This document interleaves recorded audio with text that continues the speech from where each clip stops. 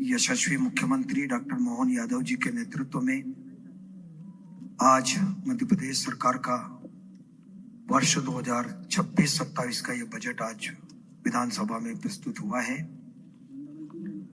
मैं मुख्यमंत्री जी को भी, प्रदेश की जनता को भी, आपको भी, सबको बधाई देना चाहता हूं। बजट से बड़ी आशाएं होती है आम जनता को भी, सभी वर्गों को, और इसलिए पहले भी जब बजट प्रस्तुत हुए हैं तो हमारा यह प्रयास रहा कि जनता की भावनाओं का सम्मान होना चाहिए, जनता से सुझाव आमंत्रित करना चाहिए।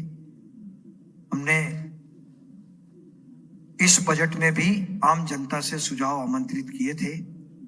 बड़ी संख्या में सुझाव आए हैं और विषय विशेषज्ञों से भी हमने बजट पूर्व संवाद का कार्यक्रम किया था, जिसमें प्रबुद्ध जनों को हमने आमंत्रित किए थे, विषय विशेषज्ञों को किए थे। उसमें भी काफी बड़ी संख्या में महानुभाव आए थे। बहुत ही अच्छे सुझाव कि आने वाला बजट मध्य प्रदेश का जो आ रहा है, जो आज प्रस्तुत किया है, कैसा होना चाहिए, किन बातों का ध्यान रखा जाना चाहिए, किन किन लोगों के लिए क्या किया जाए, क्या बेहतर हो सकता है, सुझाव आए। निश्चित रूप से हमारा भी ये प्रयास रहा है कि जो भी ऐसे सुझाव जो बजट में सम्मिलित करने जैसे होते हैं, उनको हमने सम्मिलित किए भी हैं। मैं वित्त विभाग के हमारे सभी प्रमुख अधिकारियों का भी मैं इस अवसर पर आपके सामने धन्यवाद करना चाहूंगा कि बहुत ही लंबे समय से अथक प्रयास करके, परिश्रम करके बजट को तैयार किया है और सबकी भावनाओं का सम्मान हो, प्रदेश विकसित मध्य प्रदेश बने, यशस्वी प्रधानमंत्री नरेंद्र मोदी जी के संकल्प को पूरा करने में अहम भूमिका हो, विकसित भारत, आत्मनिर्भर भारत, इन सब बातों का समावेश करते हुए सबका साथ, सबका विकास, सारी बातों का ध्यान रखते हुए बजट बनाया है और आज बजट हमने प्रस्तुत किया है। जनता का बजट है, जनता के लिए है और पूरी तरह से जनता को समर्पित है। और मुझे कहते हुए खुशी भी है कि पिछले वर्ष को उद्योग वर्ष के रूप में घोषित किया था, लेकिन इस बार माननीय मुख्यमंत्री जी ने, सरकार ने किसान कल्याण वर्ष के रूप में भी घोषित किया है। तो हमने विशेष बजट में किसानों की समृद्धि के लिए, उत्पादन का मूल्य ठीक मिले, सारी बातों का ध्यान रखते हुए हमने बजट में प्रावधान किए हैं। मैं एक बार और आप सबको भी बधाई देता हूं, क्योंकि आपके माध्यम से ही सब कुछ होता है, जनता तक बात पहुंचती है। और मोदी जी ने जो 4 आधार स्तंभ बताए हैं, ज्ञान, जिसमें गरीब, युवा, अन्नदाता, नारी शक्ति और गरीब, ऐसे 4 स्तंभ बताए, चारों का भी हमने विशेष तौर से ध्यान रखा है और कोशिश हमने ये की है कि सर्वस्पर्शी बजट हो। गांव, गरीब, किसान, मजदूर, महिलाएं, सभी वर्ग का ध्यान इसमें रखा जाए।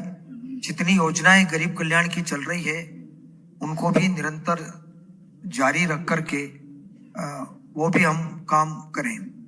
एक और प्रयास हमारे विभाग के सारे अधिकारियों ने भी बड़े परिश्रम के साथ में, पिछली बार भी हमने 0 बजट के हिसाब से रखा था और अभी इसको रोलिंग बजट के हिसाब से प्रक्रिया का हमने पालन किया है कि आने वाले 26-27, 27-28, 28-29 आने वाले वर्षों में भी प्रदेश के विकास में क्या हो सकता है, कहाँ कहाँ कैसा डेवलपमेंट हो, कौन सी योजनाएं रखी जाए, क्या किया जाए 2047 को दृष्टिगत रखते हुए, तो उसका भी हमने इसमें पूरा ध्यान रखा है। लेकिन आपको पता है कि आज जो बजट प्रस्तुत हुआ है, उसमें पिछला जो बजट हुआ था वो 4,21,000 करोड़ का था, आपको पता है, उसको साहित्य आपके पास है। लेकिन इस बार 4,38,317 करोड़ का ये बजट हुआ है, जिसमें राजस्व व्यय 3,08,658 करोड़ का और कुल पूंजीगत व्यय इसमें 80,266 करोड़ का। इस प्रकार से हमने ये प्रावधान किए हैं। और कुछ विभागों को जहां आवश्यकता है और कुछ महत्वपूर्ण जहां जनता से जुड़े हुए काम है, उनमें हमने ग्रामीण विकास विभाग में 37% की वृद्धि की हमने, नगरीय विकास एवं आवास विभाग में हमने 16% की वृद्धि की, महिला बाल विकास में हमने 26% की, राजस्व विभाग में 43%, स्कूल शिक्षा में हमने 11% की वृद्धि की है। इस प्रकार से जो महत्वपूर्ण कुछ काम थे, हेल्थ के क्षेत्र में भी हमने 23,747 करोड़ का हमने प्रावधान किया बजट में। चूंकि कृषि एवं संबद्ध क्षेत्र में 88,910 करोड़ का, कृषि एवं संबद्ध क्षेत्र के गैर बस्ती स्थितियों को सम्मिलित करते हुए हमने 1,15,000 करोड़ का।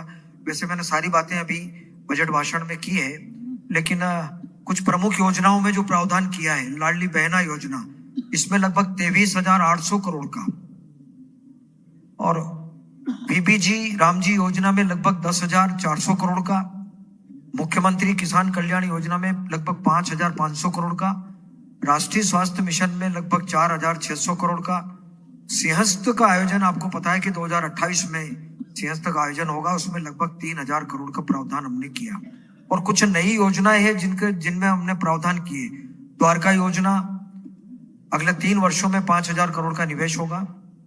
स्वामित्व योजना में लगभग 3,800 करोड़, यशोदा दुग्ध प्रदाय योजना में 700 करोड़ का। इस प्रकार हमने कुछ प्रावधान हमने किए हैं। बाकी पूरा विस्तार से आपको साहित्य मुझे लगता है कि उपलब्ध है। अनुसूचित जाति जनजाति वर्ग के लिए भी हमने 1,83,708 करोड़, ऐसा कुल मिलाकर के 47,428 करोड़, और अनुसूचित जाति में 31,192 करोड़, इस प्रकार हमने प्रावधान किए हैं।